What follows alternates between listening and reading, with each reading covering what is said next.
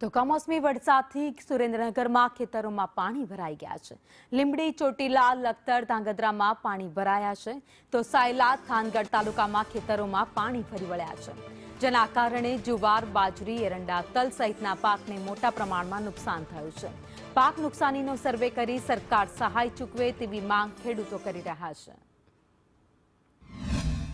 હું કૃષિ મંત્રી અને આ રાજ્ય સરકારને એક કહેવા માંગુ છું ખેડૂત તરીકે કે આ તાત્કાલિક ધોરણે જે એમને જે પૈસા તો ફાળવી દીધા છે 947 કરોડ જેવા, તો ખેડૂતોને ક્યારે જાહેરાત કરશે એ તાત્કાલિક ખેડૂતોને એમાંથી ખેડૂતોને લાભ થાય, ખેડૂતોને ફાયદો મળે એવી તાત્કાલિક ધોરણે જાહેરાત કરે।